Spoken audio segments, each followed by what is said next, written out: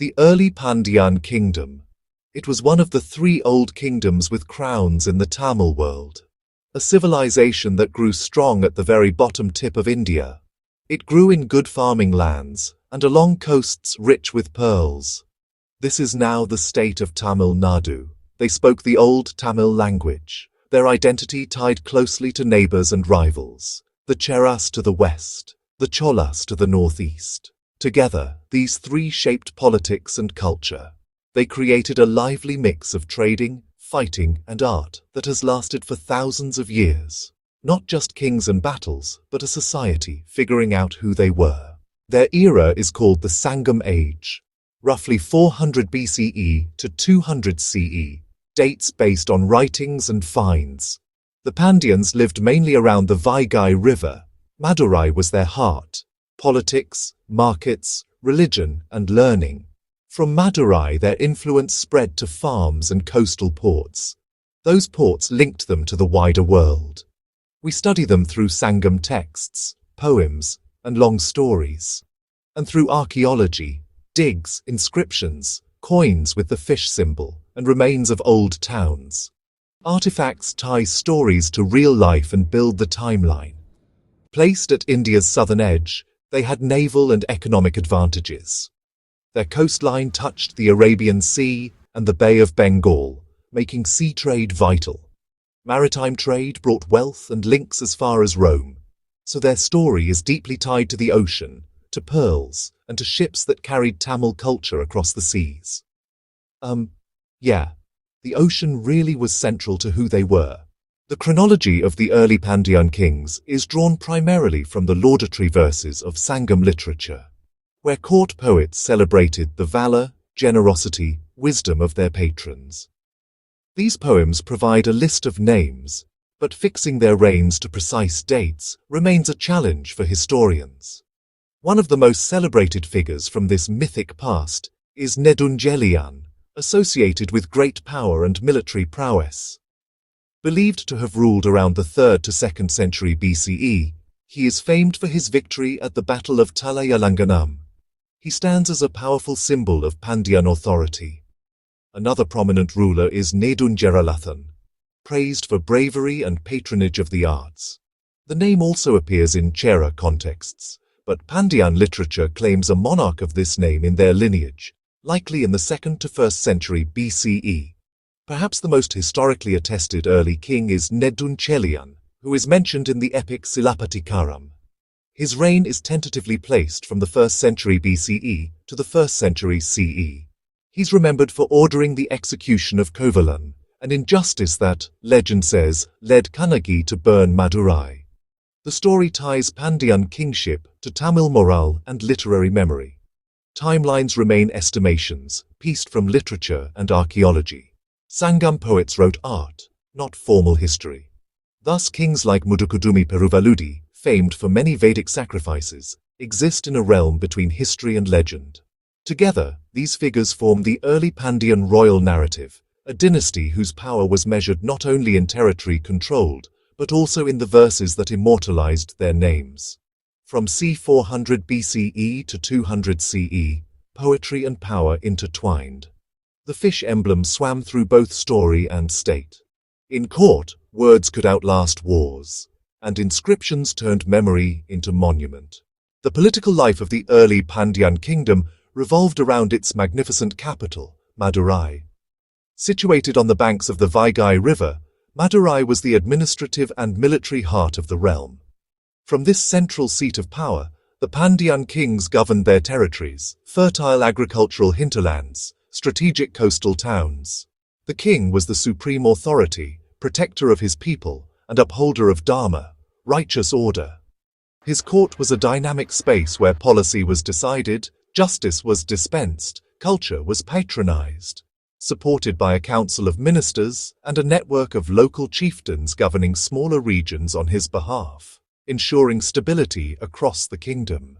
Beyond the capital, towns and ports were vital nodes. Ports such as Korkai at the mouth of the Thamirabarani River were extensions of royal power as much as commercial centers. These coastal settlements fueled the kingdom's legendary pearl trade.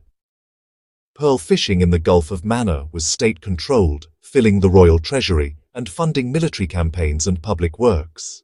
Control of maritime resources made the Pandyans an economic power, projecting influence within the Tamil country and beyond its shores. Administration extended to managing natural resources. The kings promoted agriculture and built water management systems. They built tanks, reservoirs, irrigation channels to support rice cultivation. This infrastructure ensured food security and generated revenue through land taxes. The prosperity of the early Pandyan Kingdom was overwhelmingly built upon its extensive and lucrative trade networks. Its strategic location at the southern tip of India gave it unparalleled access to maritime routes, making it a pivotal player in global commerce. The Pandyans developed strong commercial links with distant civilizations, most notably the Roman Empire. This trade reached its zenith during the 1st and 2nd centuries CE, a period of high Western demand for Eastern luxury goods. The discovery of hoards of Roman coins in Pandyan lands provides clear proof of Western gold and silver flowing into South India. The primary export that drove this global trade was pearls.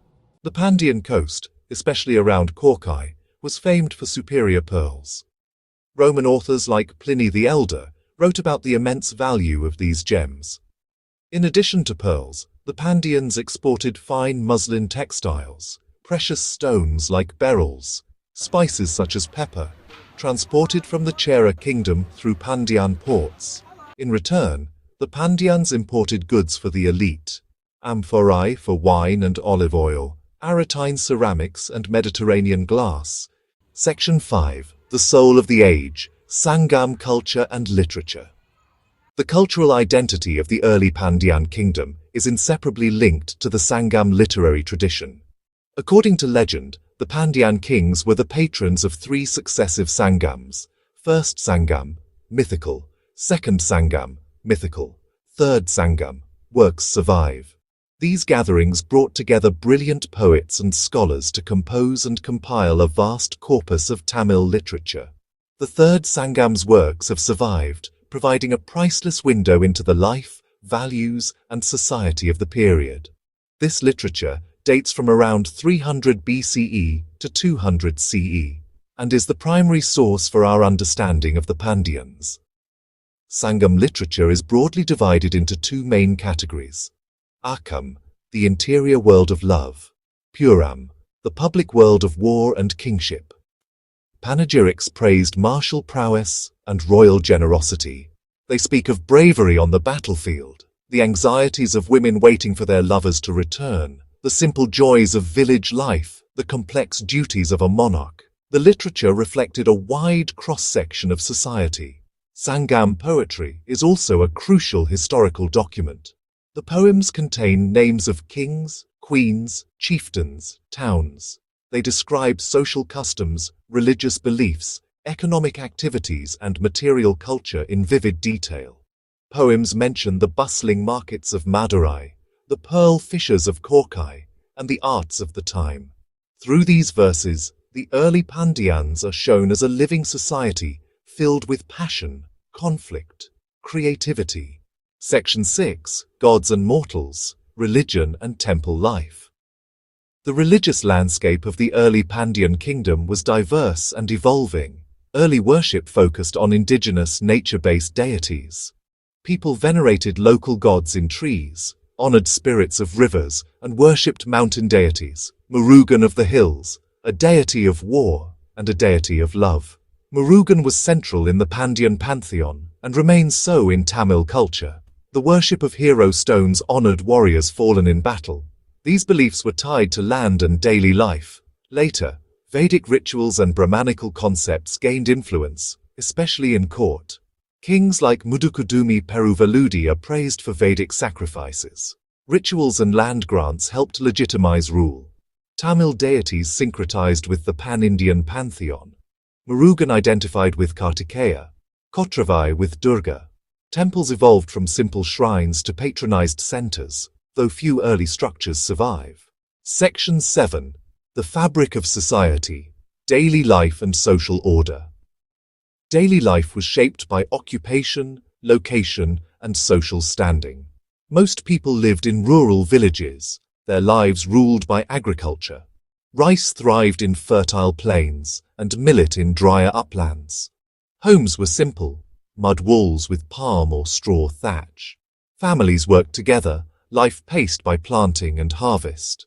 Food was rice, fish from rivers and coast, and local vegetables. In towns like Madurai, life was more varied. Urban centers housed artisans, merchants, soldiers, and officials. Artisans made fine textiles, intricate jewelry, and functional pottery. Streets rang with commerce and goods from afar. Clothing ranged from simple cotton drapes to silks and gold for the wealthy. Society had hierarchies: kings, chieftains, priests, Brahmins, warriors, merchants, farmers, and laboring groups. Women held diverse roles. Poems praise women's beauty, fidelity, and grace, often placing them in the domestic sphere, managing homes and raising children. Yet we also find female poets, dancers, and vendors in the marketplace. Though patriarchal, women were respected and celebrated in poetry. Pandyan towns had well-defined quarters for communities and professions, with bustling angadis where merchants and craftspeople traded. Temples served as places of worship and community centers. Court, market, and temple formed an organized urban core. The result? A well-ordered society with thriving civic and commercial life. Daily rhythms, faith, work, and trade bound people and power together. Section 8. Echoes through time. The enduring legacy of the early Pandyans. The early Pandyan Kingdom laid foundations for South Indian civilization. Its most profound legacy is cultural. The Sangam corpus, studied and celebrated for over 2 millennia, shaping Tamil identity. Madurai endured as political, religious, and cultural center. The fish emblem became iconic across eras. Not just rulers of an ancient realm, architects of a legacy that still echoes.